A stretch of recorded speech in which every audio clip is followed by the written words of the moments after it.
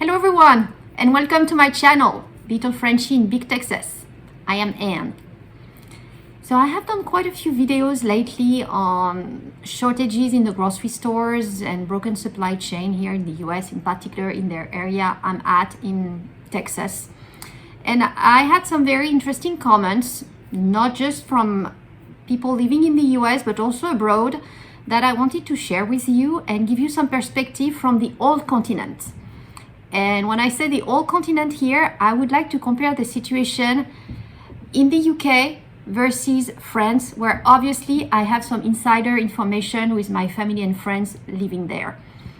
For the UK, I had quite a few comments, and I've seen also some videos from other YouTubers, as well as articles from newspapers that I would like to share with you here. Let's start with the UK here and look at that title. Empty shelves, gasoline shortages, and sky-high energy prices, Britain is facing a difficult winter. So it started making headlines here in the US last week, the difficulties Britain has been facing for the last weeks, because this is not completely new. And there's apparently a significant shortage in truck drivers, which means the deliveries of fuel and goods have fallen short. And they've increased salaries. I mean, salaries are high as £70,000 with joining bonus for a driver, trying to recruit desperately. But at the end last week, it went that, certain stations pump run dry in some big cities in the UK. So it's starting to cause real issues and make headlines even outside of the UK itself. Look at that headline from last week. Fuel pumps run dry in British cities, sowing supply chain chaos.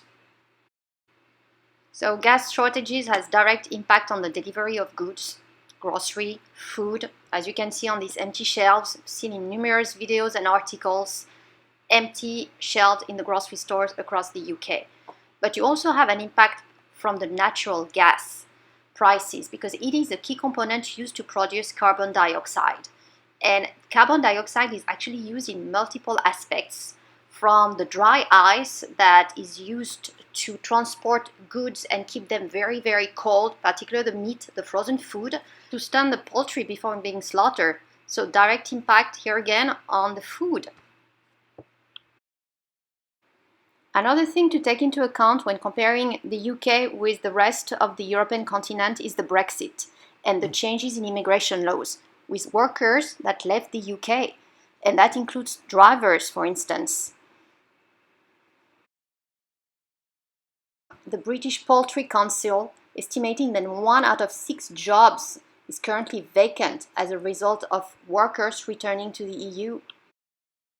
And now let's cross the channel and look at France. So when you look at France, what I hear is that there are no shortages as such. The grocery stores are pretty well stocked, and you can get what you want.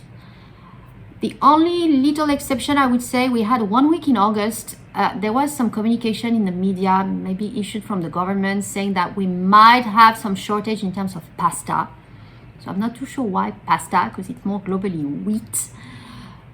But I guess we like pasta in France, so people focused on pasta and went to get additional pasta, more than what they usually have at home. So they went and bought more at the grocery store, which resulted in lower shelves, but not empty. So even during that 1 week, it was a low stock, but not empty shelves. And then it went back to normal.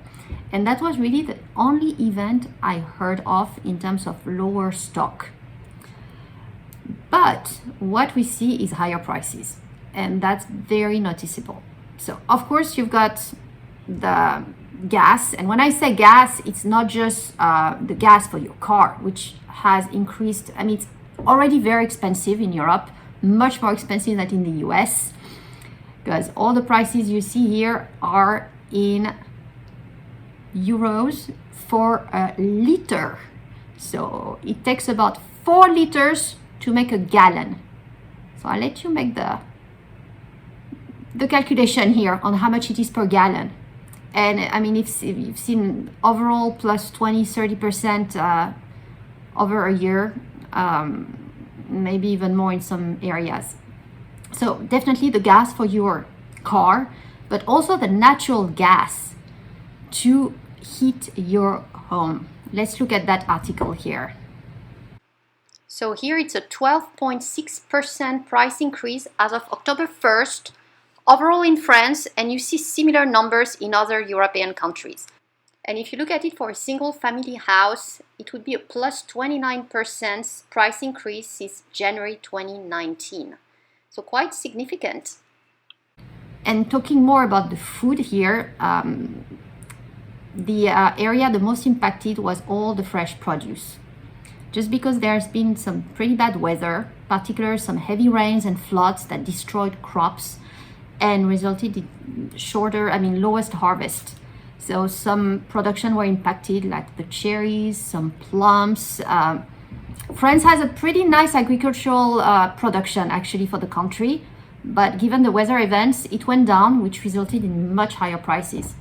So to give you an example that I had from one of my friends who went to buy peach, for instance, this summer, instead of being €2 per kilo, it was 4, so double the price. Same applies for some kind of plums, for the cherries. Really a jump in price, in particular in the produce, fresh produce, but overall across the board. Because what you see in terms of increase of fuel, it increases in transportation, and then at the end you have an impact on the final product. So overall, everything is going up. So you can see some official numbers here, plus 1.9% inflation as of the end of August, versus plus 8.2% for price increase for food and agricultural products. And the reasons here brought forward is first, the loss of the crops due to bad weather, the increased logistical costs, so transportation, as well as the increase in price of all the intermediate products that are needed to make the production happen. So I hope you found this interesting and useful. If you did, please give it a thumbs up and subscribe to the channel if you haven't done so already. More to come, and thank you all for watching.